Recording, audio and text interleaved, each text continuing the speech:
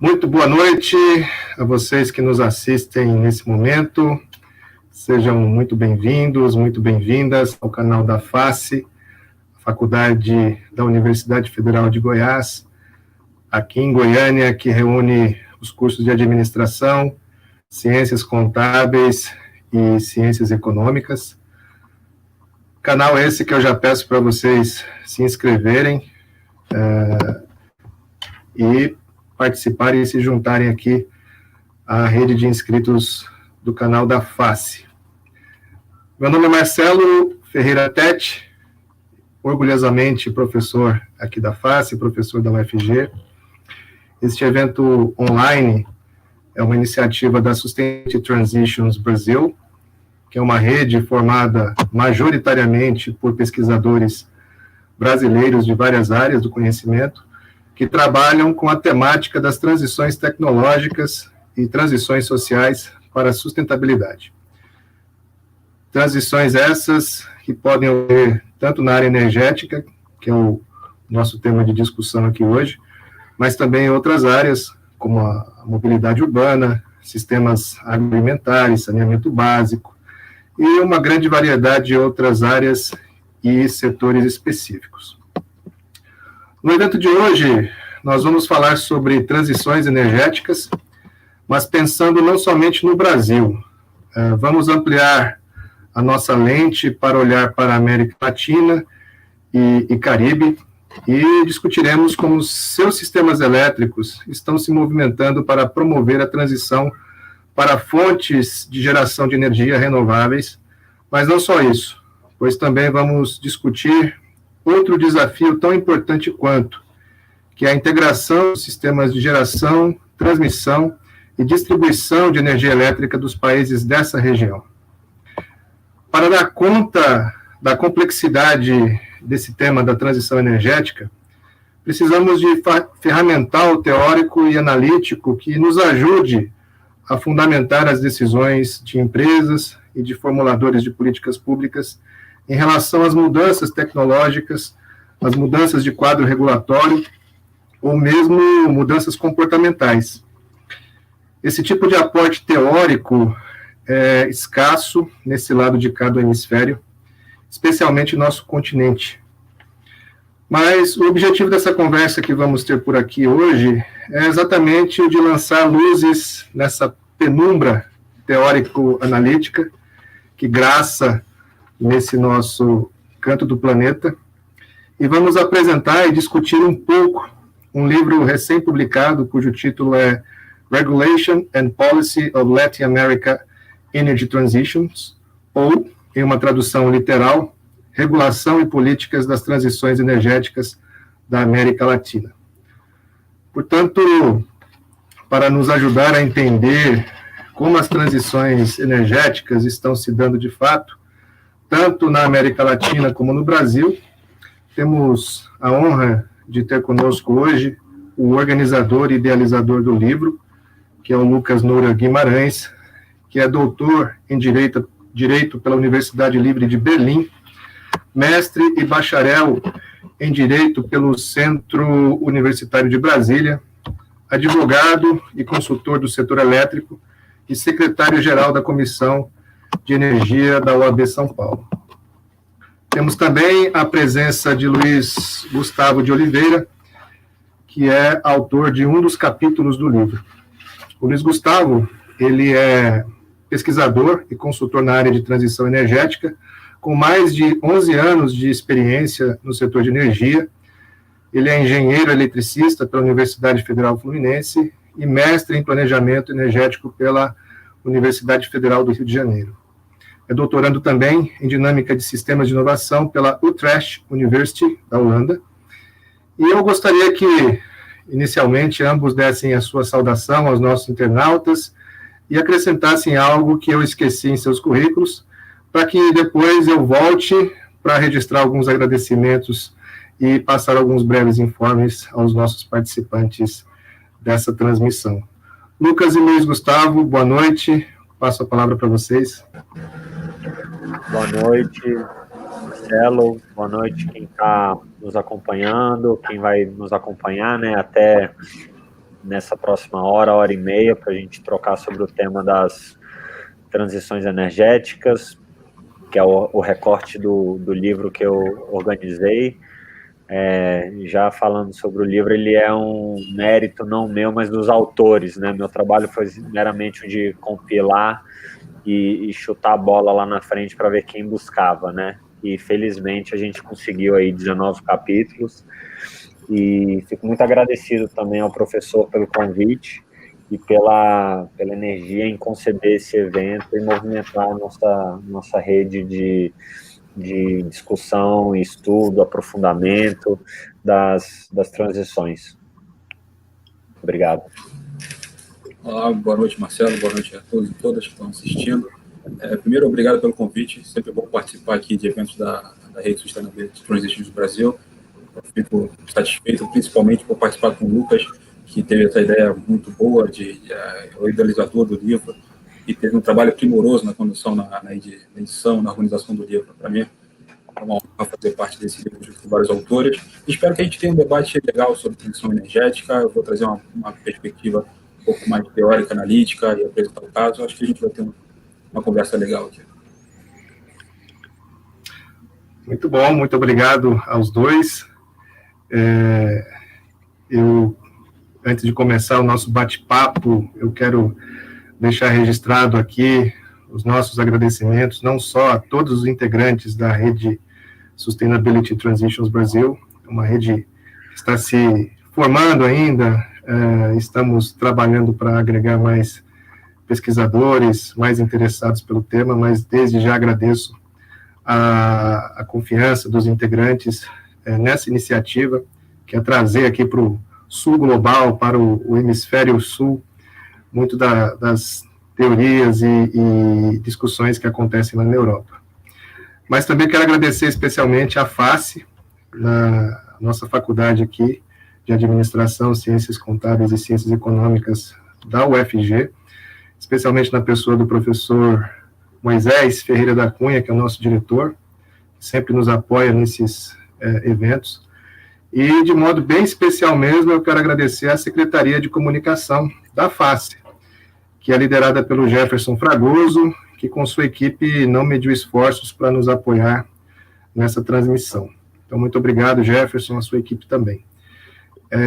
Agora, antes de dar início, quero também combinar com todos que estão, nesse momento, nos vendo, o formato para nossa interação. Nós teremos inicialmente a apresentação dos nossos dois convidados, cada um terá 20 minutos para a sua exposição, e após a apresentação de ambos, nós teremos um momento de debate que, para ficar legal, tem que ser alimentado pelas perguntas da própria audiência. Então, vocês têm um chat aí do lado que vocês podem postar suas perguntas, seus comentários, e a gente ficará muito feliz, né, se tivermos perguntas e comentários sobre a apresentação que será feita aqui, ou sobre a própria temática, que é bem palpitante, que é bem abrangente, né, e a gente pode ter uma boa discussão. Eu informo também que o link para os certificados de participação será disponibilizado mais adiante durante o evento, no próprio chat aí, onde vocês podem postar suas perguntas, seus comentários. Então, eu acho que isso é importante. Reforço também o pedido de inscrição no canal da FACE, por favor, se puderem, se inscrevam. E vamos lá, né? Eu convido agora o Lucas Noura Guimarães para utilizar o tempo que tem, para nos falar do seu esforço de mobilização para reunir tantos autores do Brasil e de outros países da América Latina nesse livro, e nos trazer insights sobre a tão necessária transição energética que não só a América Latina precisa promover, mas o mundo inteiro precisa participar desse movimento se nós quisermos realmente atender às metas de emissões e todas as preocupações que o não atingimento dessas metas nos trazem, pelo menos é o que nos conta os órgãos que estudam a temática, como o IPCC e vários outros organismos multilaterais aí importantes do mundo. Então, Lucas, a palavra é sua, você tem 20 minutos. Muito obrigado. Bom, obrigado. Bom, boa noite, pessoal. Nesses 20 minutos iniciais aqui, eu prometo me ater ao tempo para a gente depois ter uma troca boa nas perguntas e respostas, debate, enfim. Eu queria trazer um panorama geral do livro, né, e comentar alguns pontos do primeiro capítulo do livro, onde eu trago um panorama geral e coloco a questão se a gente consegue ou não falar em uma determinada integração, transição energética na América Latina, né? Então, assim, esse livro, ele é resultado de um approach que eu fiz junto à Elsevier, né, que lançou uma chamada para projetos editoriais, e eu apresentei 2 projetos à Elsevier, um, inclusive, professor Marcelo, era sobre integração energética, especificamente, né, também obra coletiva, e eles falaram, não, vamos primeiro com transição energética, que eu acho que é um tema mais hypado, mais da moda, Europa, Estados Unidos, China também estão discutindo bastante, então seria bom dar essa visibilidade para a América Latina também sobre esse tema, né?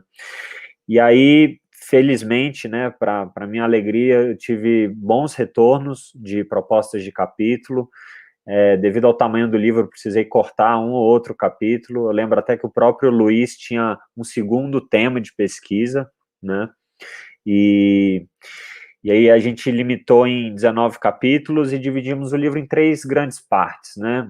O livro, intencionalmente, ele é amplo, talvez ele possa pecar pela superficialidade ou não profundidade, mas ele, assim, na minha visão, enquanto editor, ele tem esse mérito de horizontalidade, né? Então a gente fala não apenas de aspectos teóricos, mas falamos também de estudos de caso de vários países, não apenas da América do Sul, mas da América Latina também. Tratamos de aspectos regulatórios, legais, questões econômicas e uma parte inteira dedicada a aspectos sociotécnicos, né? Então, essas 3 grandes partes do livro, é uma primeira parte de política e assuntos econômicos, né, questões econômicas, uma segunda parte regulatório-jurídica, por assim dizer, aspectos legais, e uma terceira parte de aspectos sociotécnicos, né, onde entraram também vários estudos de caso interessantes, principalmente comunidades indígenas no México, comunidades energéticas no Chile, né, com uma proposta, inclusive, vinda do governo chileno. Então, foi bastante interessante esse processo de montagem do livro e quais capítulos dialogam com quem, né? E, em síntese, assim, uma questão macro que o livro busca, não sei se responder, acho que é muito pretensioso, mas jogar a luz como eu desenvolvo a América Latina sem poluir. Essa é a questão de pano de fundo, né? E aí, com esse recorte da questão energética, né? Alguns capítulos focam mais na questão elétrica, né? O meu é um deles. Eu venho do setor elétrico, trabalho no setor elétrico há quase 20 anos, e outros capítulos são mais amplos e abordam a questão energética, né? Então, assim, no meu capítulo, eu trouxe essa visão, né? Buscar responder se a gente consegue falar de uma transição energética latino-americana, né? Se existe já um modelo, um approach, um jeito certo de conduzir uma determinada, uma pretensa transição energética, né? E a resposta é um sonoro não, né? Pelo que eu vi, pelo que os demais capítulos, a diversidade e a riqueza dos demais capítulos demonstraram, né?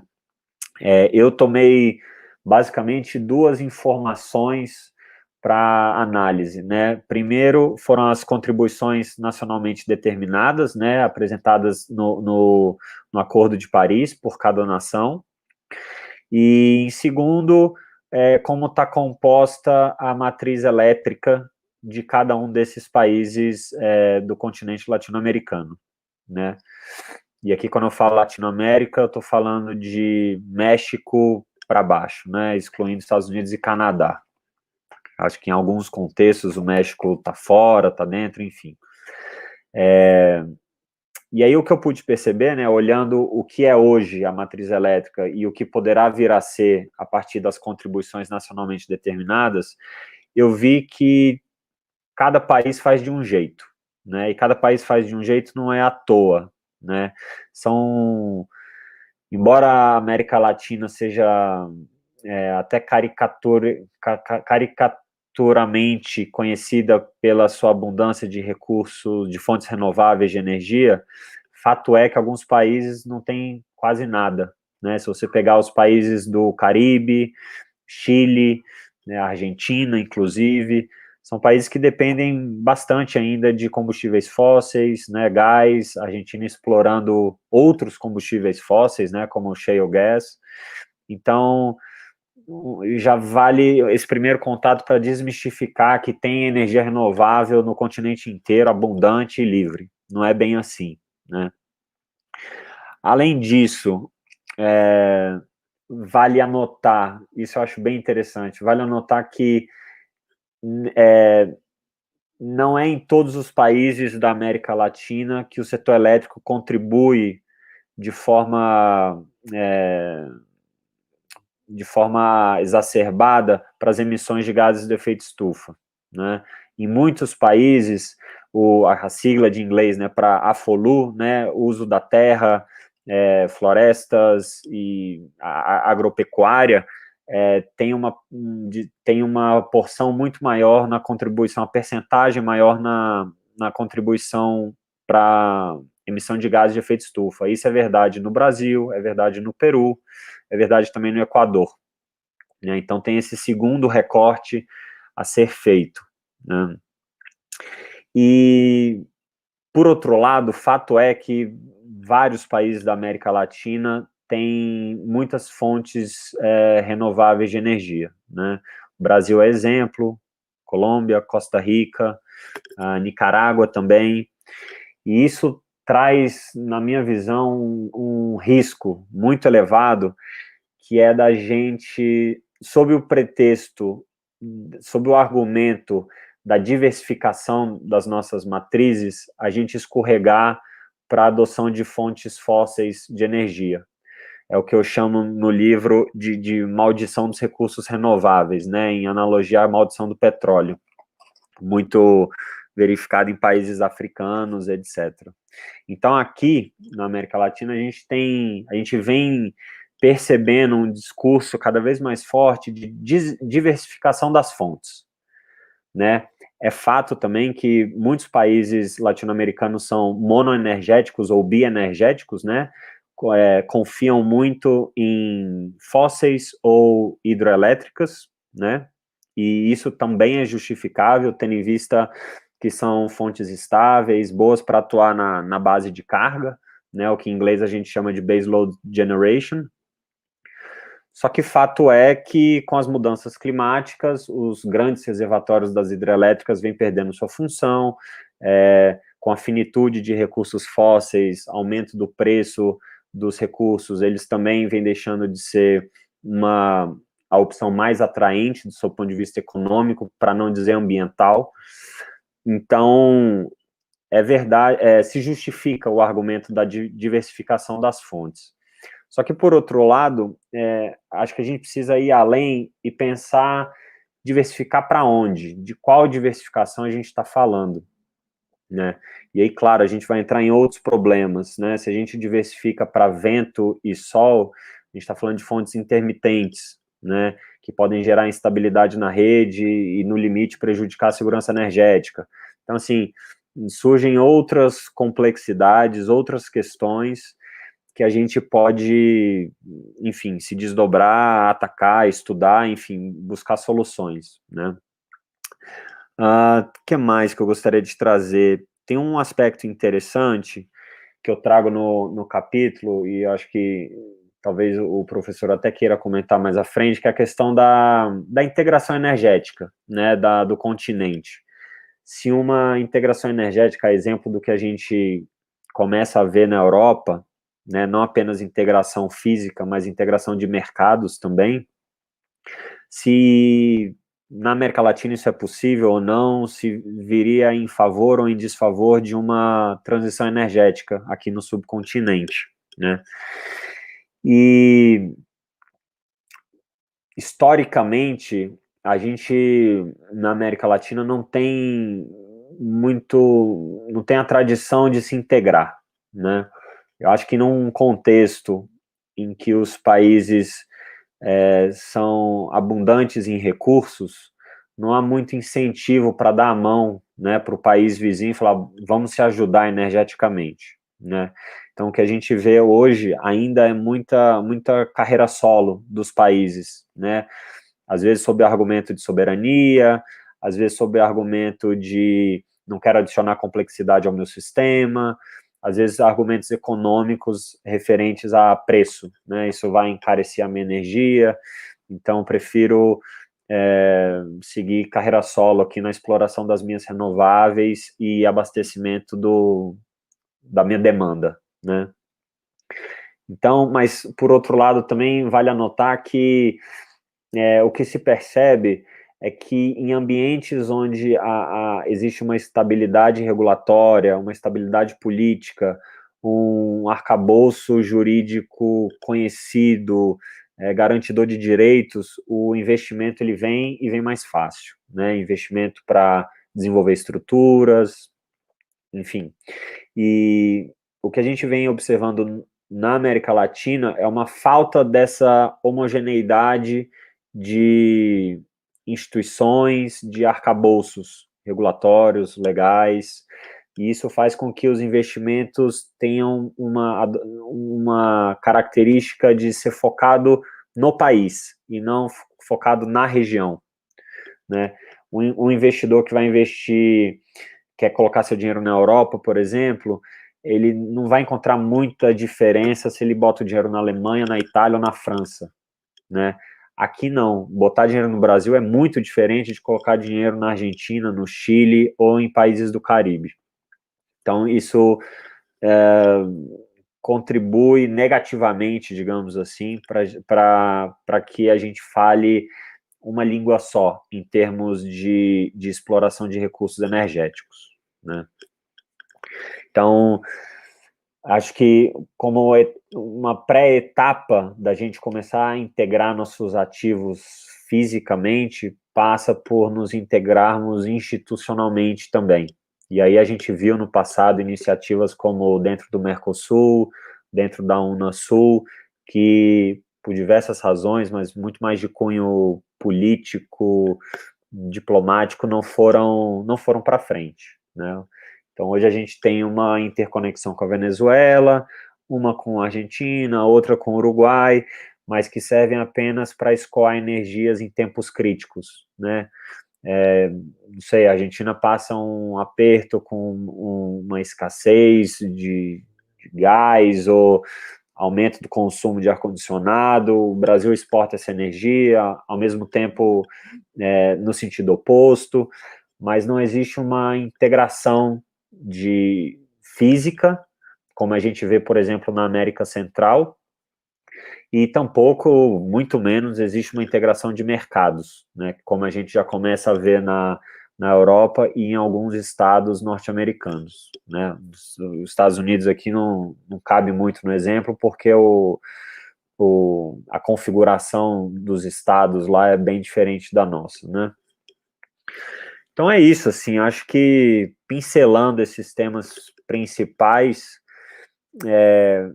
esse capítulo inaugura, né, o livro, e aí ele cede espaço para vários approaches, assim, né? O Luiz vai ter oportunidade de falar um pouco do capítulo dele, mas tem capítulos que entram, por exemplo, na questão do desenvolvimento dos mercados na América Latina, né?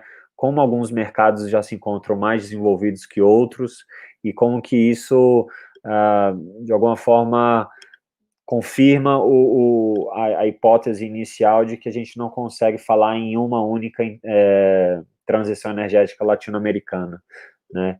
Se você pegar também, tem um outro capítulo que trata das fontes de energia por países, e você vê que é bem diferente de um país para outro.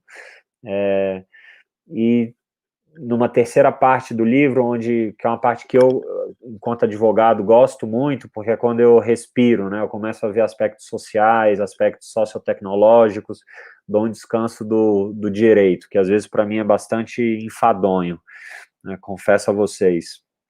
Então, nessa terceira parte do livro, entram-se aspectos voltados ao social, à questão indígena, na instalação de torres eólicas no México, por exemplo, né? Então, dá para ver também que tem muitos países que estão preocupados em resolver questões internas das suas matrizes energéticas e elétricas, e como isso também, né, joga contra uma integração, uma internacionalização das suas fontes, né, aqui no continente.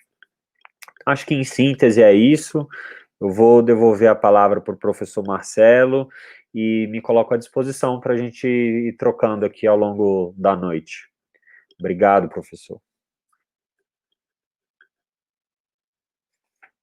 Acho que está no mudo, professor. Perdão. Muito obrigado, Lucas, pela sua apresentação.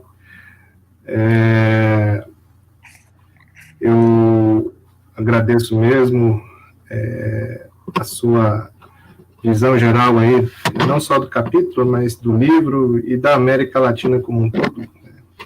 Se Tom Jobim, saudoso, dizia que o Brasil não era para amadores, imagina a América Latina, né? Não deve ser para amadores conhecer a diversidade que nós temos aqui nessa região.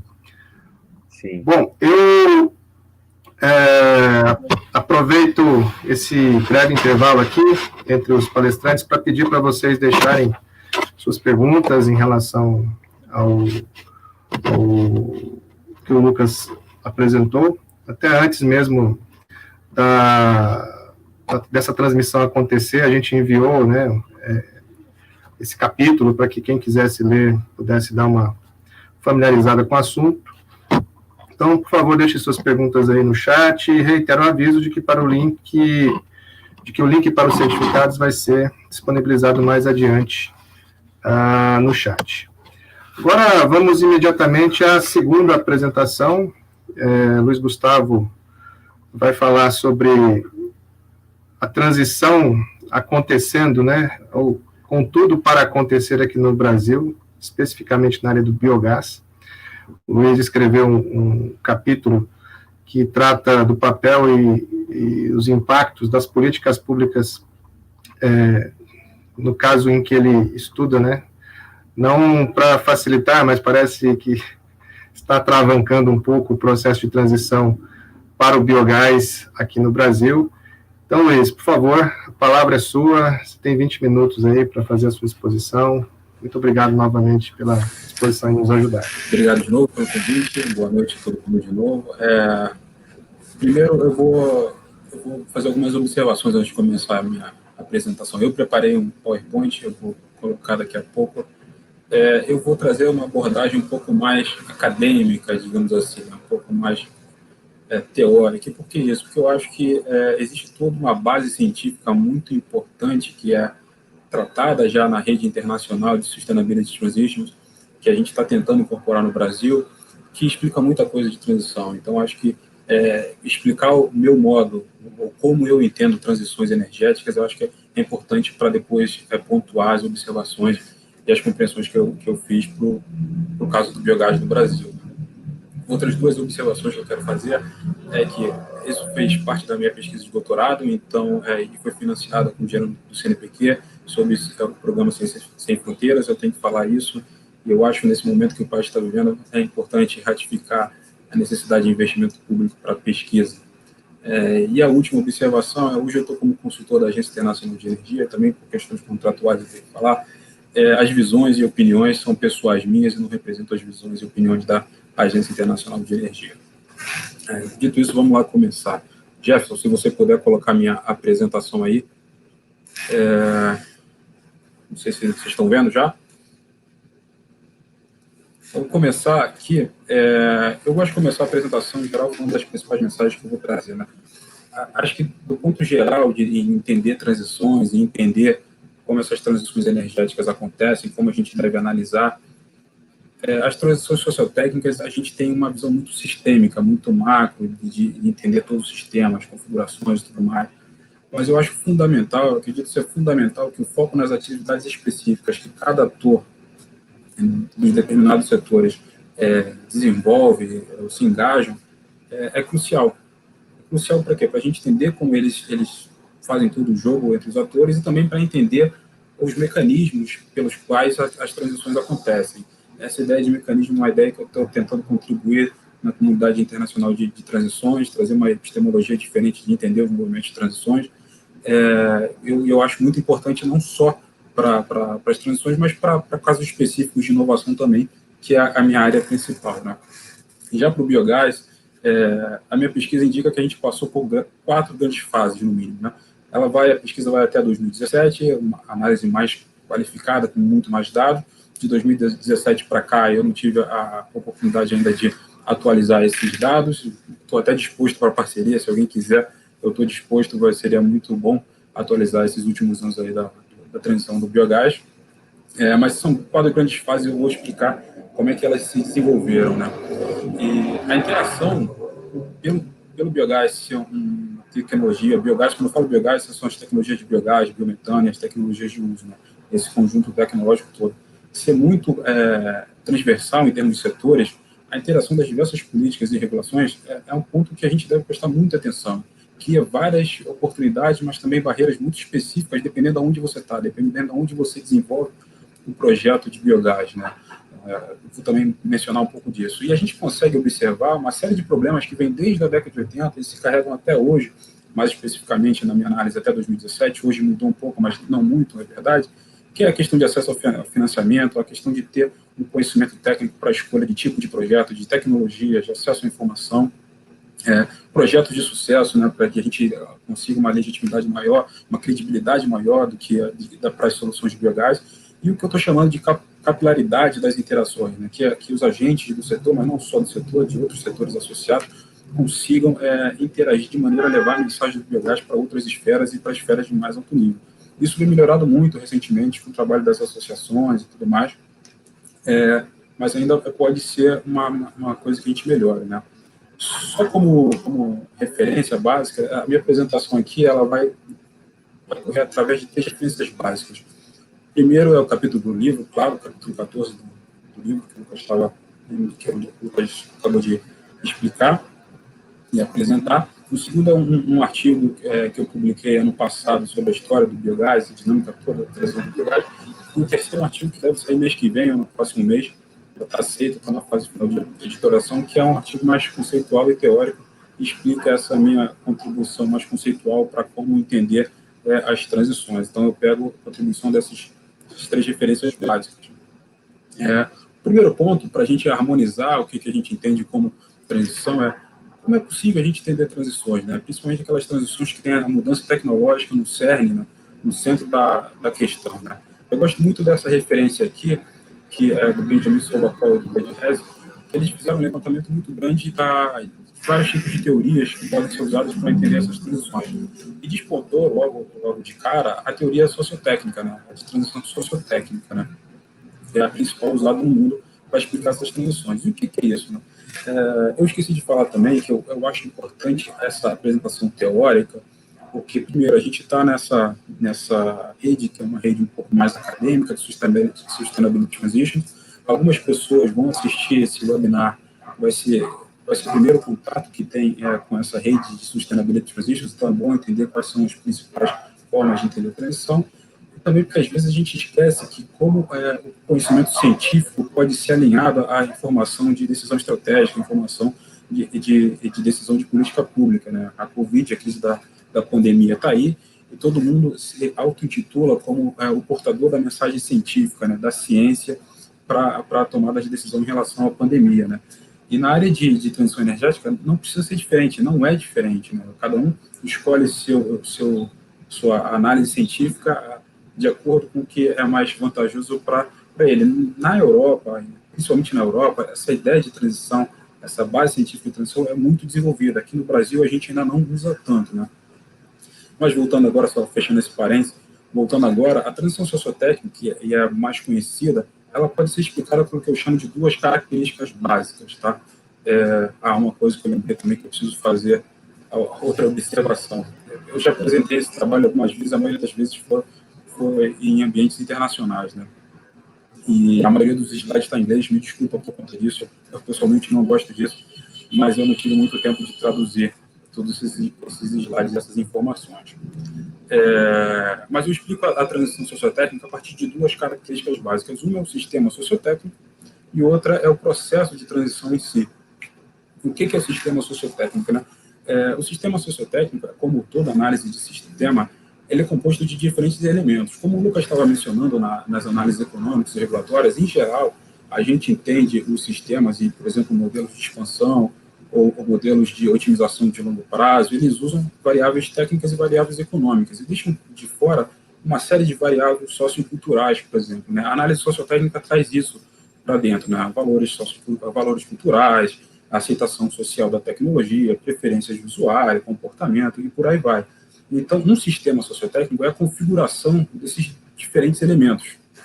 A gente tem vários elementos, eles se configuram num local específico, num setor específico, para fornecer um serviço para a sociedade. Esse serviço pode ser o fornecimento de energia, serviço de saneamento, serviço de saúde, mobilidade urbana, produção e distribuição de alimentos, e por aí vai. No nosso caso aqui, é mais o setor energético, né? Quando essa configuração fica muito estável, esse sistema fica muito difícil de mudar. Então, tem o que a gente chama de regime sociotécnico, né? Que é um conjunto de práticas, de regras, de formas de fazer negócios, de formas de pensar a tecnologia, pensar e interpretar a tecnologia, formas de tomar decisão que são muito bem estabelecidas. E como é que a gente muda, né? Porque a transição é a mudança dessa configuração A para uma configuração B, de modo que atenda os objetivos da sociedade, que a sociedade quer. Por exemplo, no caso que o Lucas falou, é uma mitigação de emissões com as NDCs, né? Como é que a gente faz essa configuração mudar? E aí entra a segunda característica das transições, né? Dentro dessa perspectiva multinível, que é a principal forma de entender as transições na comunidade internacional. Isso acontece através da interação de três níveis, né? Um nível que é um nível mais micro, que a gente chama de nicho, onde as inovações, as novas configurações desses sistemas surgem. Elas ganham corpo, elas vão ganhando eficiência, vão ganhando legitimidade, os atores vão aprendendo a trabalhar dentro dessa nova configuração, até que elas possam entrar, se adaptar, ou mesmo transformar essas configurações mais estabelecidas, né? Mas para isso acontecer, é preciso que tenha uma abertura nessas configurações mais estabelecidas, né? E isso acontece por quê?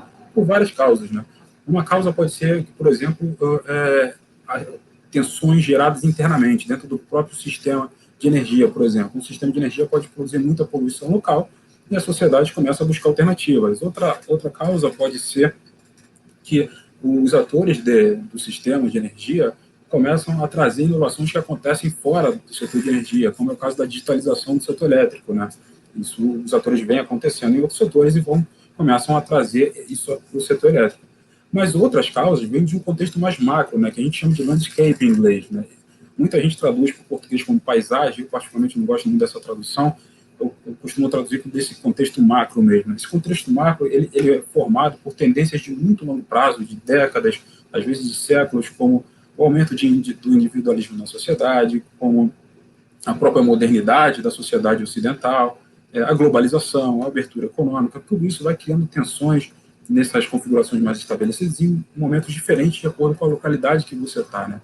Mas também podem ocorrer eventos extremos, tipo a crise do petróleo, o acidente de Fukushima, ou mesmo a crise da pandemia atual, né? Que aí você cria uma tensão muito específica, em geral, de grande impacto nessas configurações estabelecidas, e aí essas inovações de nicho podem entrar e mudar o sistema. Então, basicamente, isso que é a forma de entender a transição internacionalmente, né?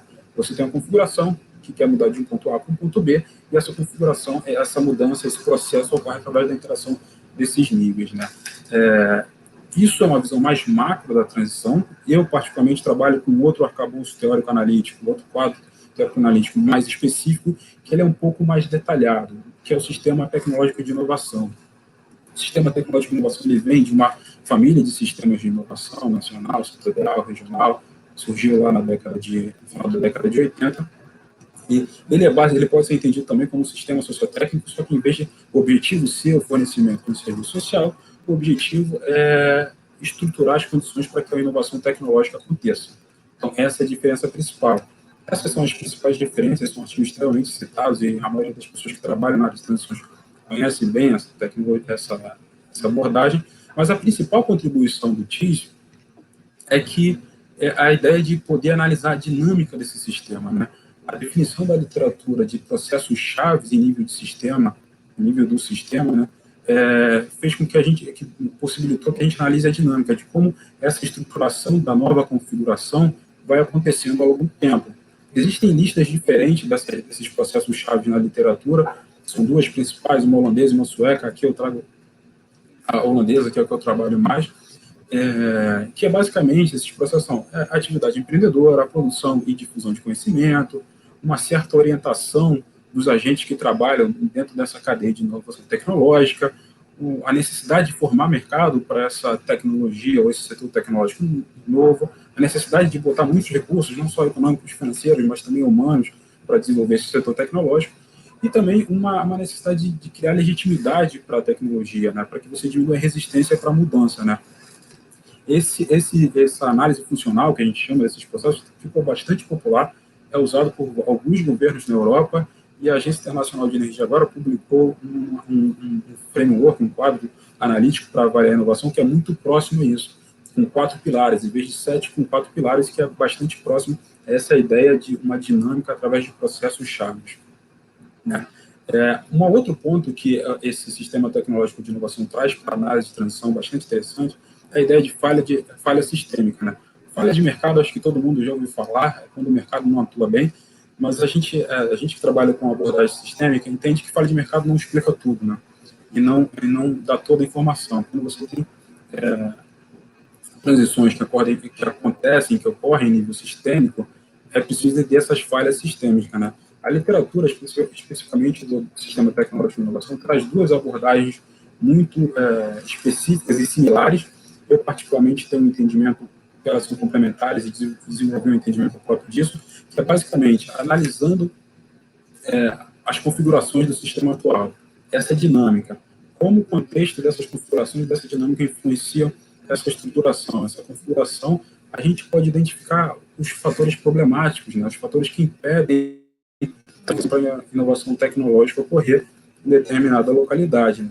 E identificando esses fatores problemáticos, que a gente chama de problema sistêmico, a gente pode entender quais são as atividades que eles causam, e aí trabalhar em cima das atividades, em cima dos problemas sistêmicos, ou em cima dos mecanismos de bloqueio, que a gente chama. Então, abre uma possibilidade muito grande de entender quais são as possíveis intervenções, quais são as possíveis ações, quais são as possíveis atividades e iniciativas para melhorar o ambiente de inovação tecnológica. E aí, como é que a gente situa o TIS dentro da transição, né? Dentro daquele framework lá que eu mostrei, da perspectiva multinível, o TIS ele é muito interessante, né, nessa interação entre o que essa configuração inovadora e as configurações já existentes, né? Então, ele está ali no meio do caminho. Ele não tem uma visão tão macro como essa perspectiva multinível, mas ele tem uma visão de mais como é que isso se estrutura, né? E aí, só para esse slide, eu acho importante mencionar, e para terminar essa parte teórica, tem gente que não gosta, só para mencionar isso, o TIS, às vezes, ele é criticado porque ele parte de uma posição normativa, né? E você tem que escolher uma tecnologia, o setor tecnológico. Eu não acho isso um problema, isso depende da pesquisa, do fenômeno que você quer explicar. Ele é utilizado, em geral, para tecnologias emergentes. Também existe um debate interessante de que se ele pode explicar tecnologias mais maduras, como o caso das tecnologias de hidroeletricidade. Para mim, as análises de contexto são fundamentais. É impossível analisar a estrutura ou a dinâmica desse sistema sem entender a relação e a interação com os contextos, onde estão inseridos. Contexto, quando eu falo, não expliquei, mas é contexto macroeconômico, contexto político, outros setores não necessariamente que você está analisando, tudo isso influencia em maior ou menor grau, né? E a parte que é a minha contribuição principal, que é entender quais são esses fatores problemáticos, quais são os elementos que não estão tão adequados e como eles causam essas atividades que podem bloquear. Para mim é importante esse slide, porque, e aqui eu fecho a parte teórica, porque ele mostra como é que eu entendo a transição. E a partir daí, todos os estudos que eu faço de transição, tanto para pesquisa como consultoria, eles são muito baseados nesse entendimento, nessa forma de pensar.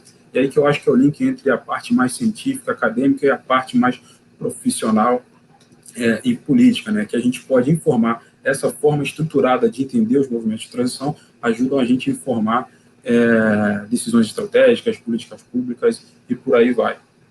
Agora, entrando mais no biogás diretamente, acho que o biogás hoje está bastante popular, não tem muito o que apresentar. O biogás basicamente é produzido a partir da digestão anaeróbica de matéria orgânica em diversos tipos de rotas tecnológicas, né? Mas uma diferença aqui no caso do Brasil é que ele é muito baseado na produção de resíduos, na produção a partir de resíduos, né? Diferente de casos europeus, que você, por exemplo, produz milho para botar dentro de biodigestor, que no meu ponto de vista não faz nenhum sentido, mas tem bastante ainda. Aqui não, aqui a gente trabalha com resíduos da agropecuária, resíduos do saneamento urbano e por aí vai. Né? Isso faz também com que diversos tipos de rotas tecnológicas e tipos de projetos sejam possíveis. E aí começa a brincadeira das dificuldades do biogás, porque isso faz com que as tecnologias do biogás, do biometano, esse conjunto de tecnologias que eu mencionei, ela seja muito transversal a diversos setores. Setor elétrico, gás natural, saneamento, resíduos sólidos urbanos, agropecuária, políticas ambientais, políticas industriais e de inovação, e por aí vai. Tudo isso influencia em algum maior e menor grau, depende de onde você está fazendo o seu projeto de biogás, o desenvolvimento desse projeto, né? E você traz diferentes tipos de arcabouços regulatórios, né? A gente tem, por exemplo, o setor elétrico com uma regulação muito centralizada no nível nacional. O gás natural, nível nacional e nível estadual. O saneamento são os 3 níveis federativos. E aí você começa a ver as diferentes possíveis interações das políticas e regulações desses setores todos, né? Então começa a brincadeira a ficar interessante. Também tem um nível de interação da infraestrutura setorial, né? O setor elétrico tem um acesso à rede em quase todo o país, é muito fácil. O gás natural não é a mesma coisa, é mais no litoral, o biogás está em zonas rurais, mais no interior, como é que faz? Os recursos disponíveis de cada setor também variam muito. Por exemplo, os setores de energia têm uma verba dedicada para pesquisa e desenvolvimento, outros setores não necessariamente. Né? E as várias interações das regras institucionais que eu já mencionei. Né? Aqui eu sempre gosto, para quem ainda não conhece, mas eu acho que vale muito a pena entrar no site Biogás, da Associação da Biogás. O Biogás tem um estudo de panorama do setor de biogás muito bem feito, eles fazem um trabalho incrível, só para pontuar isso, onde eu consegui essas informações mais específicas do biogás. Eu já começo a entrar mais na fase dos resultados, né? Tentando não estourar muito meu tempo. Desculpa aí, Marcelo, se já estou chegando no limite, né? Como eu falei, eu vi 4 fases principais, né, da transição do biogás. Uma primeira fase começou lá no final da década de 80, muito consequência da crise do petróleo, a busca por energias alternativas. O Proalco é mais ou menos da mesma época do Proalco e da toda a iniciativa do etanol, começou lá também. Nessa época teve uma série de projetos, foram desenvolvidos uma série de projetos, tem números que falam em 5 mil, tem números que falam em 8 mil, depende. Só que isso tudo foi muito acabado do dia para a noite. Por quê? Por conta, primeiro, da crise macroeconômica que teve na década de 80, era tudo estatal, as iniciativas eram basicamente financiadas por entidades e organizações estaduais. Os estados quebraram em sua maioria, então perdeu uma forte alocação de recursos, mas também por questões próprias do biogás, né? Foram feitos uma série de projetos que não necessariamente eficientes, não necessariamente com qualidade tecnológica decente. Isso também gerou uma perda de credibilidade muito grande para a tecnologia, o que fez que o biogás entrasse numa segunda fase de ostracismo muito grande. Então, a década de 90 até o início da década de 2000, ninguém falava muito biogás, porque ninguém acreditava no biogás, né? As tecnologias de biogás fossem possíveis de entregar os resultados que elas prometessem. De novo, mudança de contexto internacional, os atores se organizando, o protocolo de Kyoto sendo ratificado, uma nova fase começou, né? E aí é o que eu chamo da fase dos projetos de MDL. Né? Vários projetos, tanto em aterros urbanos como aterros sanitários urbanos, de resíduos sólidos urbanos, como na suinocultura, foram desenvolvidos nessa área. E aí você começou a ativar os mecanismos de troca de conhecimento, de agregação dos atores em redes e tudo mais, novamente, né? Mas, de novo, vários contextos mudaram isso. Por exemplo, em 2007, teve uma mudança de regra dos projetos de MDL para a suinocultura, que dificultou a elaboração e o desenvolvimento desses projetos. A partir de 2012, começa a fase que eu chamo da estruturação do setor, né? Essa fase, de novo, minhas análises foram mais até 2017, então eu tenho dificuldade de falar se a gente continua nessa fase ou não. Eu acredito que a gente continua nessa fase de estruturação, muito por conta das crises que deram uma diminuída na velocidade da expansão do biogás, mas em 2012 você começa a ver uma série de iniciativas, como, por exemplo, as políticas estaduais, que aí geraram um engajamento muito grande dos diferentes atores, e você começa a ver a criação das associações, do Probiogás, do CBiogás, todos esses players intermediários, né, que ajudam no engajamento, na alocação de recursos, no convencimento, na difusão de conhecimento da tecnologia. De novo, o contexto político a partir de 2014, 2015 e o contexto macroeconômico foram muito negativos, né? Dá uma desacelerada, né, nessa expansão do biogás. Só para vocês terem uma ideia do nível de detalhe que a gente pode chegar com as análises de sistemas tecnológicos de inovação, quando a gente foca na análise de contexto, nas atividades específicas e na descrição dos mecanismos, a gente consegue mapear muito bem qual é a dinâmica desse setor, né? Tem gente que gosta de usar isso para modelos de sistemas dinâmicos. Por exemplo, a gente consegue ver que as primeiras políticas estaduais foram no estado de São Paulo e Rio, que foram consequência daquela fase anterior de MDL, os diferentes atores chegando nos níveis estaduais, que era mais fácil do que chegar no nível federal. Essas políticas estaduais levou ao engajamento de diferentes atores, que levou a uma alocação de recursos, que levou a uma convergência de visões e em torno das tecnologias de biogás e biometano como soluções para vários problemas, as associações, o Probiogás, o programa que teve. Então, a gente começa a ver uma série de iniciativas e a gente começa a entender essa dinâmica, né, como é que isso evoluiu ao longo do tempo, né? A gente consegue ver também aqui, não sei se vai aparecer no mouse, como o contexto influenciou, né? No mesmo tempo, em 2012, surgiu o sistema de compensação de energia, o plano de agricultura de baixo carbono, a gente vinha de uma expansão internacional das tecnologias de biogás muito grande, tudo isso motivava os diferentes atores a se engajar nessa ideia de transição do biogás no Brasil, né? Analisando isso, como eu falei lá, mostrei lá no início, entendendo como eu entendo as transições, a gente consegue identificar os problemas mais importantes, né? Eu identifiquei 20 problemas, eu não quero que vocês leiam aqui, é só para identificar mesmo, só para pontuar, 20 problemas, tanto que eu chamo de endógenos, do próprio setor de biogás, mas também exógenos, que são também do contexto brasileiro, né? E aí, a partir desses problemas, eu consegui desenhar muito especificamente quais são as atividades que levam ao bloqueio da inovação tecnológica, da expansão do setor de biogás, né? Por exemplo, uma das coisas que eu acho que ainda existe ainda hoje é a falta de uma agenda nacional de biogás. Eu, particularmente, acredito fortemente que uma agenda nacional de biogás ajuda a agregar diferentes tipos de atores em diferentes tipos de setores e ter papéis muito definidos para o biogás, para o metano, para os diferentes setores. Isso ajuda a gente ter uma orientação, né? Voltando lá aquele quadro analítico que eu mostrei do Sistema Tecnológico de Inovação, a orientação é um desses processos fundamentais para o desenvolvimento do setor tecnológico, né? Sem isso, você tem muitas iniciativas que podem ser conflitantes, podem desperdiçar recursos. Então, por isso que eu acho que uma agenda nacional de biogás seria bastante interessante. A gente vê, por exemplo, aqui o efeito que a crise macroeconômica pode ter, agravando já o problema de acesso a recursos econômicos financeiros, né? Você já tem um desalinhamento das condições de financiamento atuais com o tipo de projeto de biogás, né? Se você está numa crise econômica, o recurso diminui, né? Então você tem um agravamento disso tudo. Então a gente consegue observar vários pontos de ação, e aí pode ser tanto por entidades públicas como entidades privadas, né? De uma maneira muito clara, né? A gente consegue descrever muito claramente onde a gente pode atuar, né? Por exemplo, um outro problema que eu gosto de destacar são os diferentes tipos de visões e entendimentos que os atores têm das tecnologias de biogás. Por exemplo, por conta de ser diferentes setores, atores do setor de agropecuária vão ter um tipo de visão produtores de sopa elétrica vão ter outro tipo de visão. Eu conversei com alguns produtores de suíno que falaram para mim, Luiz, o biogás é interessante para mim, a tecnologia de biogás é interessante para mim, porque me permite aumentar o tratamento do meu resíduo, da suinocultura, por exemplo, e eu consigo aumentar minha produção de suínos. A atividade principal dele é a produção de proteína animal, não é a produção de energia. Né? Quando você vai conversar no mesmo projeto, o cara da distribuidora, que faz parte do projeto, o cara vira e fala para você, Luiz, o que é mais interessante para mim, a única coisa importante é quanto custa o quilowatt-hora. Né? Se o quilowatt-hora for competitivo para mim, então o projeto tanto faz, se é de eólica, se é de biogás, não, o biogás ainda tem a vantagem que eu consigo despachar.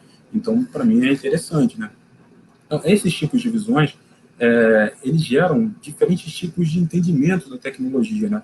Que isso pode ser carregado através não só do projeto em si, mas através dos órgãos de decisão, como os órgãos estaduais, ou às vezes os municipais, dependendo do setor. Isso pode levar a políticas contraditórias, né? Então, é interessante a gente fazer esse mapeamento todo, porque a gente consegue entender um portfólio de atividades, de iniciativas, de ações que podem ser tomadas, e não só soluções únicas, né? E aqui eu vou encerrar, porque eu já estou estourando muito meu tempo, com 2 slides rápidos, né, em termos do biogás, o que, do meu ponto de vista, que é bastante importante para entender são essas interações. Se a gente conseguir entender essas interações intersetoriais, interfederativas e tudo mais, a gente consegue ter um entendimento melhor de quais são os problemas do biogás. Pouca gente no Brasil hoje tem esse entendimento todo. Tem muita gente no setor de biogás que entende isso, mas fora do setor de biogás isso ainda é um problema, né? Apesar da evolução recente, eu digo dos anos que eu ainda não analisei em detalhe, né, a interação do setor ainda tem de ser limitada, né? Isso principalmente até muito 2017, isso tem melhorado. Mas a gente precisa chegar a outros tomadores de decisão para que a expansão do biogás aumente de velocidade, vamos dizer assim. Para mim, a coordenação política é um fator crítico, né? E aí isso não é necessariamente o problema do biogás, né? Isso é um problema da realidade brasileira, né? A questão federativa é muito forte, a questão tributária é muito forte, né? Mas isso não é exógeno do biogás, não é do setor de biogás, né? E, por último, essa ideia de portfólios de medidas ao invés de medidas únicas. E por que isso? Porque quando você tenta informar medidas únicas, isso depende muito do momento político, do momento macroeconômico, né? Se você tem um portfólio de medidas a partir dessas atividades todas que eu mostrei, dentro do jogo político, tem momentos que você vai conseguir viabilizar algumas e outras não. Dentro da disponibilidade de recursos que você tem no país ou em setores, você consegue viabilizar umas e outras não. Então, ter esse portfólio de medidas eu acho sempre muito bom para a expansão de setores tecnológicos, né? Para finalizar de vez, o que pode ser aprendido em termos de transição energética, de novo, é impossível para mim deixar o contexto de lado, principalmente em países em desenvolvimento, como os países da América Latina. Como o Lucas estava falando, a questão da integração energética, se a gente quiser uma transição nessa direção, não considerar o contexto, por exemplo, político hoje, da macropolítica que a gente vê, a interação Brasil-Argentina, você não vai entender muita coisa de como fazer, né? Uma coisa que a gente que é preciso entender também, que eu não mencionei antes, é que os problemas são interdependentes, e por isso que a coordenação é importante, e por isso também que o portfólio de iniciativas, de problemas, se torna mais interessante. Porque se você tentar atuar num problema específico da transição, um problema sistêmico específico, não necessariamente você vai ter resultado, porque vai ter um outro problema lá alimentando o porta-fonte. Então, entender essas interdependências também é muito interessante para entender as transições energéticas. Eu vou parar por aqui, eu já estourei meu tempo, desculpa que eu estourei meu tempo, mas perguntas aí para o debate. Muito obrigado, Luiz, Gustavo, pela sua apresentação. Passou um pouco do tempo, mas eu acho que também fazer correndo e não dar esse contexto, né, que você deu para o biogás no Brasil, eu acho que nós perderíamos. Então, eu vou passar agora para a próxima fase, né, e última da nossa transmissão de hoje, que é exatamente a sessão de debate, de perguntas. Chegaram algumas perguntas aqui, eu peço para as pessoas que tiverem comentários, questões a colocar aqui para os nossos palestrantes que o façam. Já temos algumas aqui, né, já está aparecendo até uma na tela. O Luiz Felipe Cândido pergunta Eu acho que essa é uma pergunta que cabe a vocês dois, tanto o Lucas quanto o Luiz. Qual o papel das cidades nessa transição? Como podemos entender a dinâmica de transição da cidade tradicional para a cidade inteligente, sustentável, nesse sentido, né, que vocês apresentaram ainda, dessa transição energética? Queria agradecer o Luiz pela provocação. Eu acho o tema das cidades, né, como resolver a questão urbana, uma das mais sensíveis do setor elétrico, né? E acho que está todo mundo mais ou menos de home office, né? Todo mundo teve que adaptar suas atividades. E não sei se tiveram contato com notícias, estudos, mas puderam perceber, eu que moro aqui em São Paulo, isso é perceptível, como a poluição diminuiu em tempos de home office, mas diminuiu drasticamente, de você ver estrela no céu, coisa que aqui em São Paulo não é comum, né? Então, eu acho que isso, parte da resposta à pergunta do Luiz, passa muito por repensarmos a forma e a frequência com que nós nos locomovemos dentro das cidades, né?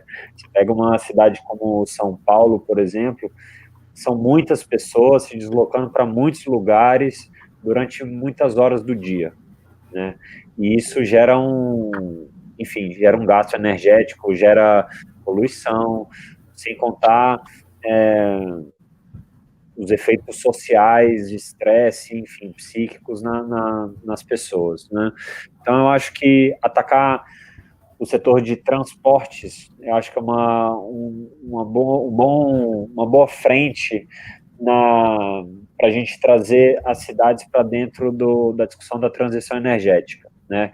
A gente vê, por exemplo, essa nova onda de aumento da eletrificação da micromobilidade, né? Então, patinete elétrico, bicicleta elétrica, a princípio maravilhoso, né? Mas a gente também precisa se perguntar qual que é essa pegada energética, né? De onde estão vindo os elétrons que vão abastecer toda essa frota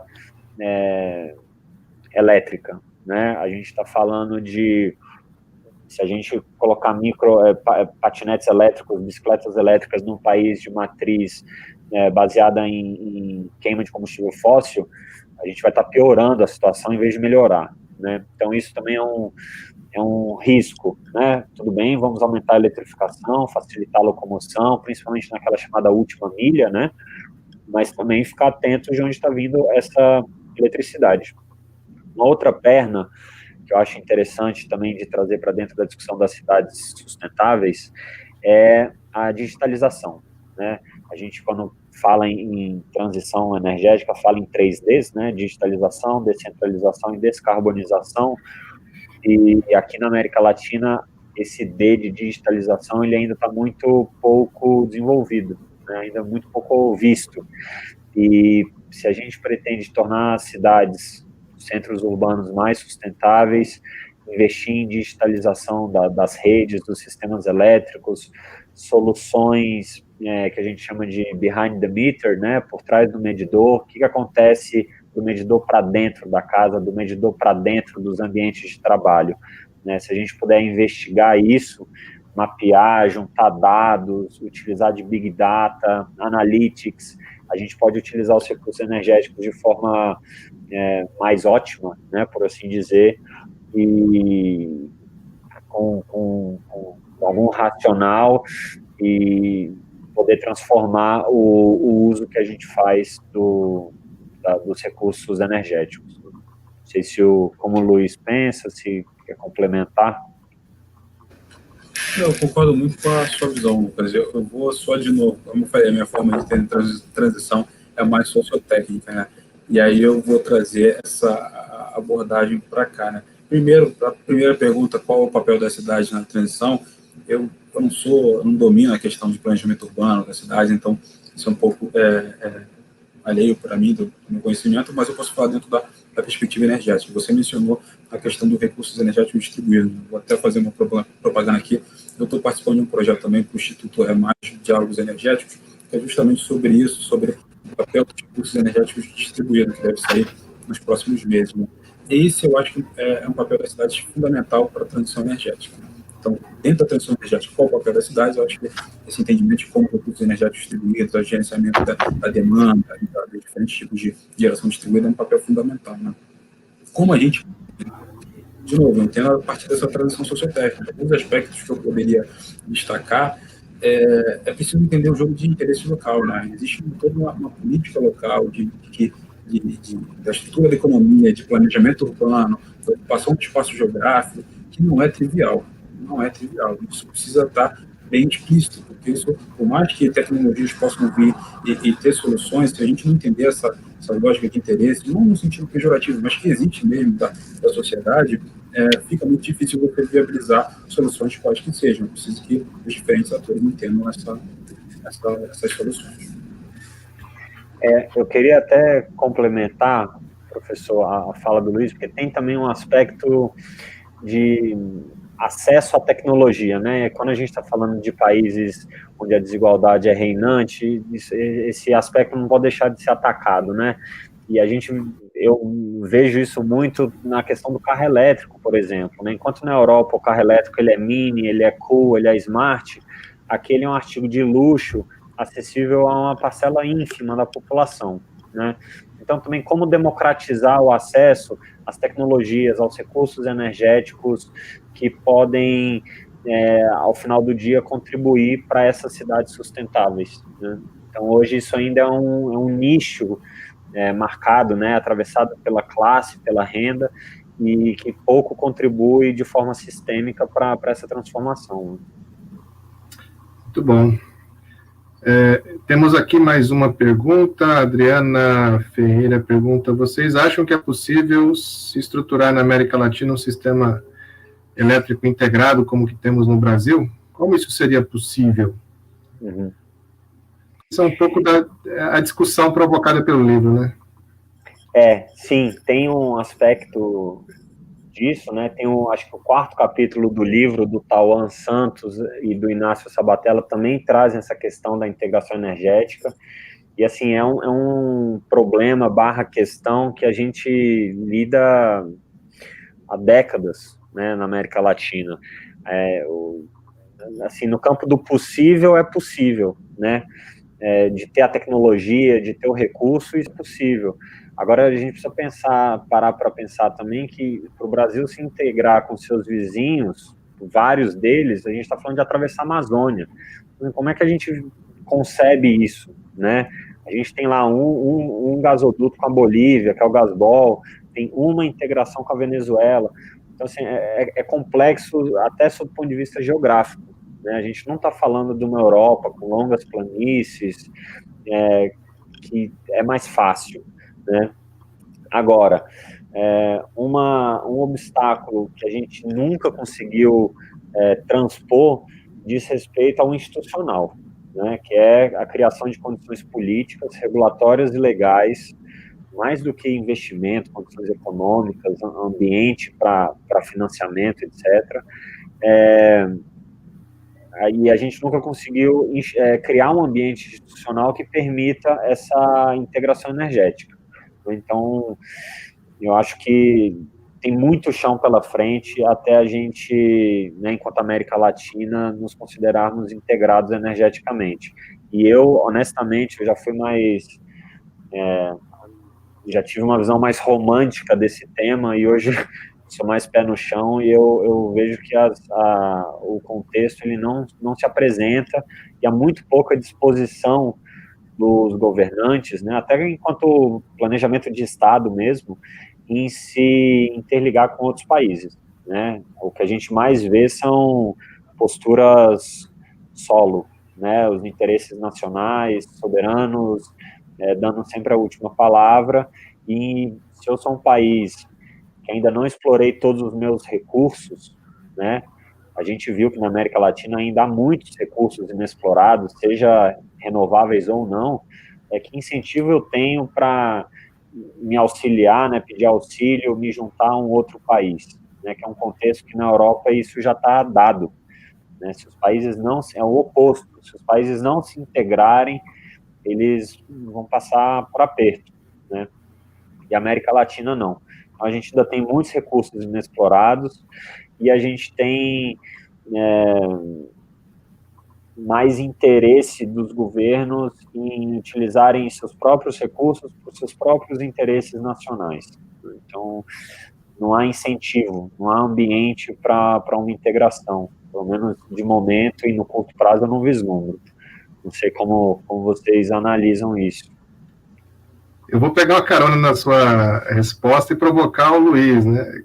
Eu acho que a OLAD, ela tem como um dos seus objetivos promover essa integração energética, e eu também não tenho muito romantismo em relação a isso. Eu acho que é meio complicado fazer essa integração por questões geopolíticas e também infraestruturais, né, e geográficas, mas não perderia, assim, meio que a razão de ser de um organismo tão, vamos dizer assim, institucionalmente importante para se adensar um bloco como a América Latina. Acho que a OLAD foi criada para isso, né, Luiz? O que você acha? Algo que eu posso, tentando responder, eu concordo muito com o Lucas nessa visão de que dentro do campo do possível, é possível. Agora, a segunda pergunta, como seria possível? Aí já é a pergunta de alguns milhões de dólares. Se eu tivesse a resposta, eu já estaria em outro patamar, que nem fala o Bruno Henrique, né? Mas eu pessoalmente acho que, assim, o diabo mora nos detalhes. E a gente tem que ver os detalhes, como o Lucas estava falando. Tem essa questão geopolítica, que sempre gera uma incerteza. A América Latina é conhecida por ter crises sucessivas em diferentes países. Isso tudo gera uma incerteza muito grande no campo da segurança energética, né? Então, se eu me integrar com outro país e outro país tiver crise, ou eu mesmo tiver crise, ou mudar a condição política do país, como é que fica a minha segurança energética? Isso é uma coisa que a gente precisa ser pensada melhor dentro desses organismos internacionais. Tipo, as questões que o Lucas mencionou também de infraestrutura, né? Como é que a gente faz as interligações propriamente dita? Como é que a gente faz os desenhos de mercado, sinais de preço, sinais econômicos, conversarem, darem o real incentivo para a troca de energia entre os países? Isso também não é nada simples, isso demanda um conhecimento técnico, uma disposição para conversar muito grande e tal. E eu acho que esses pontos poderiam sim ser tratados e dentro de uma esfera internacional, local, regional. Acho que isso pode ser tratado. Eu não sou tão, digamos, tão pessimista aqui nem o Lucas. Eu acho que ele é possível, no curto prazo também concordo que não, mas acho que pode caminhar para isso se a gente tiver disposição política para fazê-lo. Legal. A gente agradece o comentário aqui também, que foi feito pela Luísa, parabenizando os palestrantes. Obrigado, Luísa. Tem uma pergunta do Biratã Castelano. Como competições entre tecnologias e baixa capacidade da sociedade se engajar em alguma solução considerada como adequada, dar um prognóstico geral do gás renovável no contexto Brasil e regional? Pelo que eu entendi da pergunta aqui, existem tecnologias competindo, mas a sociedade tem baixa capacidade de engajamento, né, naquela solução, vamos dizer assim, ótima, né, adequada. Qual seria, nesse contexto, o prognóstico para o gás renovável no Brasil e na América Latina, dadas essas diversas tecnologias que existem nessa aplicação específica e esse baixo engajamento, que é típico, né, do setor elétrico, né?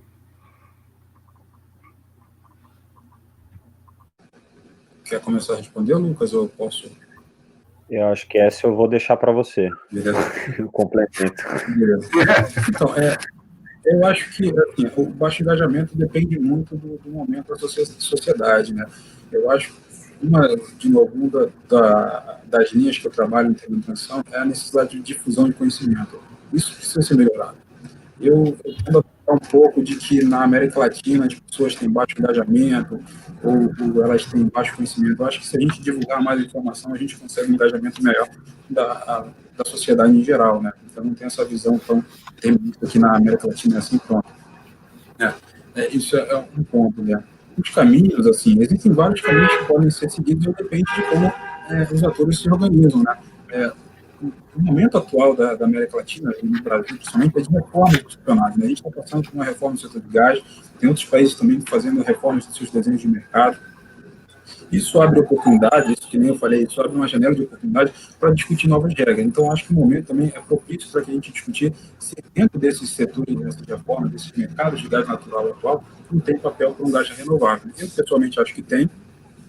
Eu posso falar mais pela condição brasileira do que pela condição da América Latina. O biogás é competitivo em uma série de situações, né? Tanto para substituição de diesel em transporte pesado, como para geração de eletricidade em alguns casos. Então, existe uma competitividade muito grande, mas isso aí você precisa de umas condições mais ou menos adequadas para desenvolvimento do projeto. Eu vejo como também o setor de gás natural como um vetor de transição para uma economia de baixo carbono, né? As estruturas do setor de gás natural podem ser utilizadas para gerar eficiência nas tecnologias de gás renovável, de biogás, metano, de modo a facilitar essa transição. Né? Então, podem ter complementariedades, interações positivas entre o mercado de gás natural que estão sendo desenvolvidos, que estão sendo reformados agora, e essas tecnologias de gás renovável. Eu só complementaria nessa questão entre competições entre tecnologias, que vai depender muito do que queremos, né, enquanto mercado brasileiro de energia. Se a gente quer uma livre competição entre as fontes e um mercado que vai dizer o preço, ou se alguns subsídios para fontes entrantes é legítimo, né, que foi o que aconteceu com a GD Solar, né, resolução 482 da ANEEL, etc., e agora não, já há uns meses, quase ano, iniciou-se um debate de quanto de subsídio é necessário, a mesma coisa acontecendo com desconto na TUJ para as eólicas. Então, assim, a questão do biogás eu acho que é atravessada por essa pergunta também, né? Será que não é o caso de uma política de subsídios inicial, com data para iniciar, data para acabar, ou estipular alguns gatilhos de quando a gente atingir X megawatt ou, enfim, gigawatt de produção de biogás, a gente corta o subsídio. Então, eu vejo muito pouca discussão nesse sentido para o biogás, né? O biogás ainda é meio que um patinho feio do setor elétrico, está ali, mas ninguém olha, tem um contexto de descentralização muito forte, tem um potencial de democratizar uso e acesso à energia muito forte, e acho que também por isso não é à toa que não traz tanto interesse do status quo estabelecido, né, das grandes indústrias e do establishment. Só fazer um adendo nisso, Marcelo, rapidinho, que eu esqueci de falar isso na apresentação, era um ponto de vista, isso que o Lucas falou era um ponto que eu ia tratar, né? Porque existe hoje uma visão de que o mercado tem que decidir as soluções tecnológicas. Isso é uma visão, nada contra, mas existem outras visões também. E o setor elétrico é muito... esse debate é muito forte no setor elétrico, né? De que os sinais econômicos devem ser neutros tecnologicamente. E eu concordo em grande parte. Porém, as políticas, que nem eu falei, dentro do conceito de policy mix, as políticas interagem. Os setores interagem, o setor elétrico não está sozinho na sociedade. Entender se, como país, a gente quer um biogás estratégico como é o etanol, é um debate possível também. E qual a influência disso dentro dos desenhos de mercado do setor elétrico, né? Então, isso também é um debate que pode ser feito. Bacana. Gente, nós estamos já nos últimos 10 minutos aqui do nosso tempo, então tem mais duas perguntas que eu gostaria de encaminhar para vocês, e vamos procurar ser um pouco mais objetivos para dar tempo de tratar delas todas, né? Tem aqui uma questão do Marco Aurélio. Ele parabeniza o Lucas pela idealização do livro e a coordenação do trabalho entre os autores, e faz uma pergunta específica para o Luiz. Luiz, como tornar as usinas de biogás competitivas no setor elétrico sem a necessidade de subsídios? Vocês já até falaram isso agora há pouco, mas o que você pode adicionar, Luiz? É isso que eu falei, eles têm que ser adequados ao sistema. Outras condições sem ser o subsídio direto podem ser feitas, como acesso ao capital, por exemplo, acesso ao financiamento. Como a gente equaciona o acesso ao financiamento dessas plantas de biogás, né? Isso é um ponto que a gente precisa ficar claro. E ter como engajar outros atores que têm recursos, né? Tem muita gente que tem recurso disponível, tanto na indústria como no setor de energia, que poderiam ser investidores em potencial, mas não entendem o biogás como solução. Como a gente pode fazer isso, né? Isso tudo faz parte de um debate, de um processo que é lento, de convencimento e tudo mais.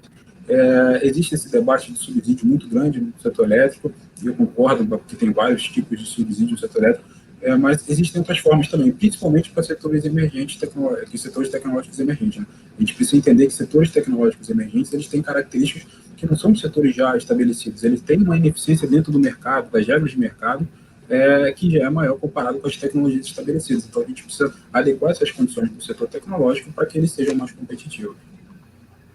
Certo. Eu vou passar uma outra pergunta aqui, se o Jefferson puder colocá-la na tela, da Marivanda Pigato. Mas eu tô lendo aqui, mas ela vai aparecer na tela daqui a pouco. É uma pergunta também para o Luiz. Tá aí, ó. Luiz, parabéns pela sua pesquisa. Ela estuda transições no biogás também, então é sua companheira de pesquisa aí. E gostaria que você falasse um pouco mais sobre os seus achados na função de influência na direção da busca para o biogás.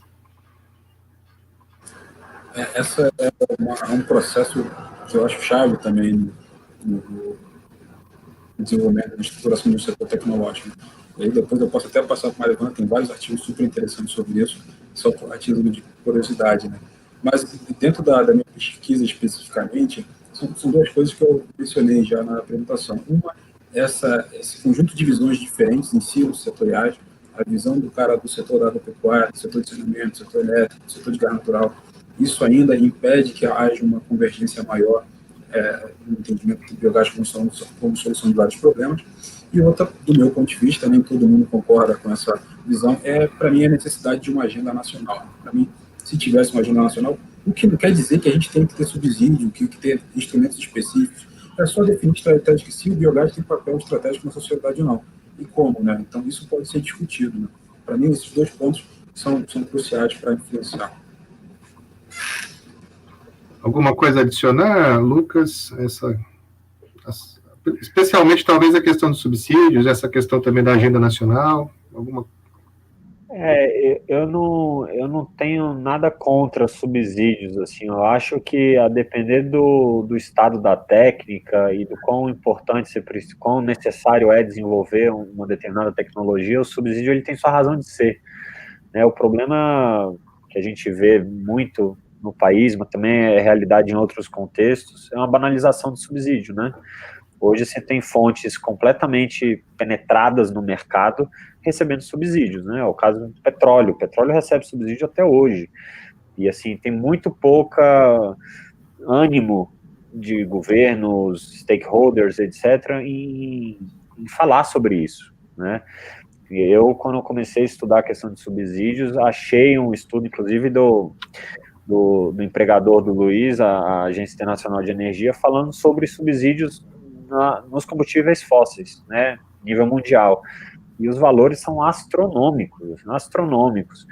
Então, acho que pensar subsídios sem ser de uma forma ideologizada ou apaixonada, né? Mas, assim, ele cumpre uma função, mas a gente precisa entrar no debate e ver até quando ele cumpre uma função, quanto de subsídio que a gente quer, e não simplesmente assumi-lo como algo necessário, pura e simplesmente, ou, por outro lado, como algo maléfico, pura e simplesmente, né? Temos que manter o mercado elegante, funcionando redondo, sem interferências de fora. Isso é um preciosismo que nem sempre se verifica, né? Nem sempre cumpre uma função.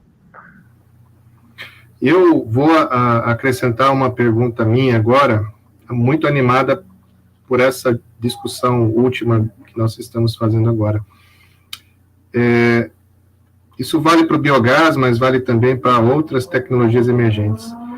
Subsídios, no Brasil, em geral, são oferecidos para as fontes energéticas que nós temos disponíveis pelo governo federal, em geral, né? Os estados também podem participar e participam dentro de seus limites, mas a minha pergunta é exatamente sobre os estados. Vocês acham que os estados, né, que é um nível que teoricamente a gente chama de subnacional, né? Vocês acham que estados subnacionais são potenciais alavancadores dessas tecnologias a despeito das políticas públicas estabelecidas no nível federal? Ou seja, eles são capazes de, ainda que a política energética nacional não favoreça tanto tecnologias como biogás, por exemplo, eles poderiam fazer articulações, formulações de políticas públicas e até o oferecimento de incentivos fiscais ou incentivos de crédito para que, a partir da vocação do próprio Estado, a tecnologia pudesse ser desenvolvida. E eu coloco isso porque eu estou num estado que é conhecido nacionalmente pela sua vocação agrícola. Nós temos muitos resíduos aqui que são gerados na agricultura, na pecuária, e também na própria indústria sucroalcooleira, né? Nós somos sucroenergética, nós somos o segundo maior produtor de etanol do país, mas não temos uma política e nem um planejamento energético em nível estadual. Dá para fazer essa inovação, vamos chamar assim, de planejamento energético subnacional ou estadual e para alavancar exatamente essas tecnologias? Eu entendo que sim, Marcelo, né? Tem que ver cada estado, né? Porque os estados brasileiros, em geral, eles estão quebrados, né? Não sei quanto de receita eles conseguem renunciar, quanto de linhas de acesso a crédito eles conseguem lançar, mas em termos de possibilidade, sim, e eu acho que faz todo o sentido, né?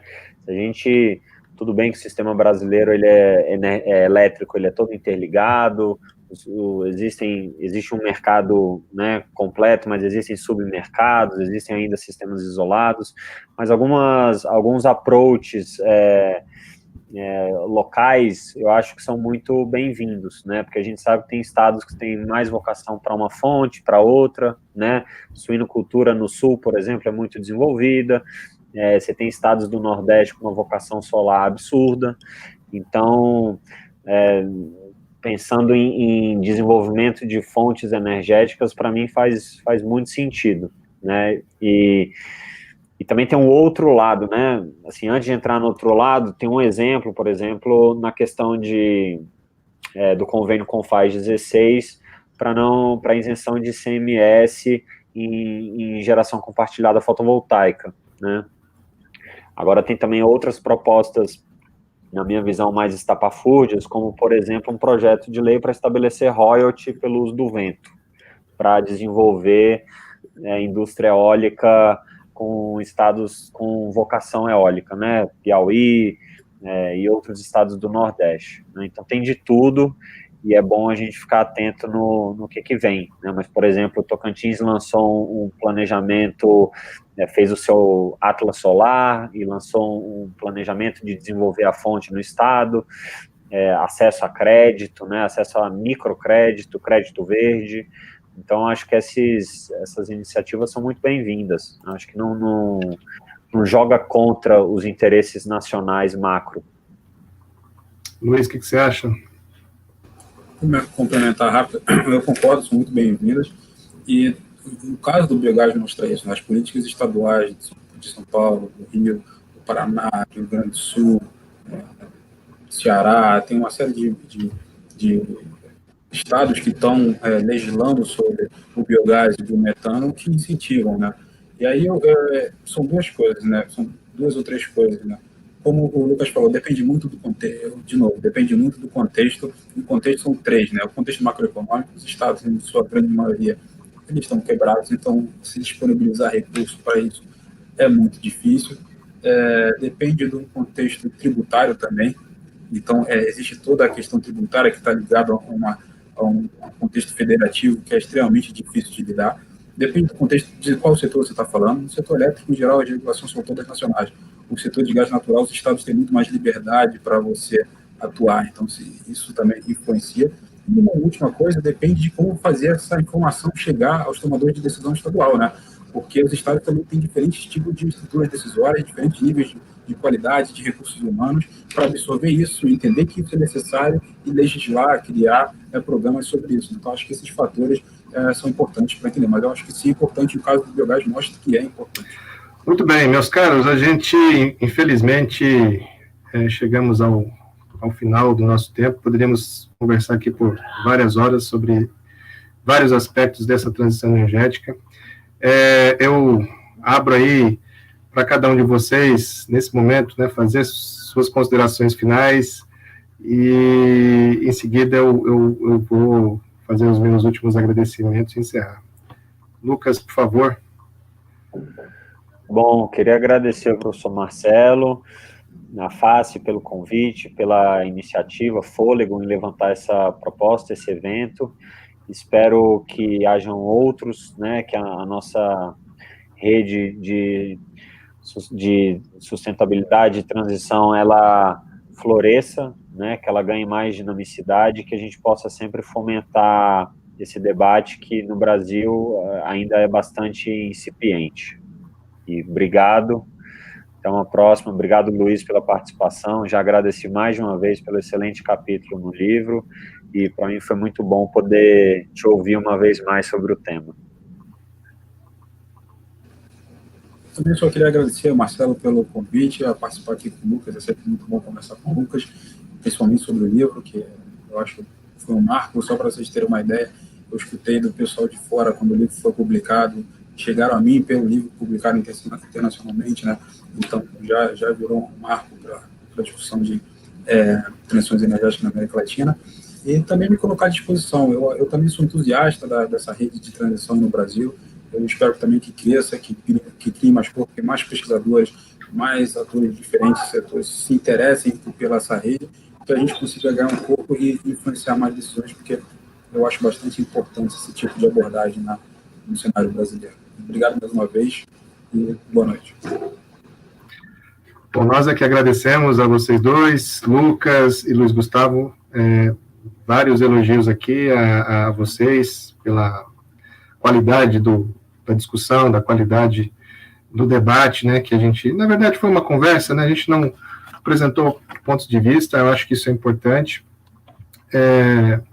A gente vai ter, certamente, a oportunidade de outros momentos. Eu já estou organizando para daqui mais ou menos um mês um outro momento como esse, não sei ainda como vai ser, em qual plataforma, onde, mas a gente vai falar sobre mobilidade elétrica, né, trazendo o trabalho da Plataforma Nacional de Mobilidade Elétrica, da qual eu faço parte também, e trazer a discussão que está rolando lá, tanto da parte científica, né, acadêmica, mas também das aplicações tecnológicas e de política pública. Eu acho que essa é uma discussão que merece ser também levantada.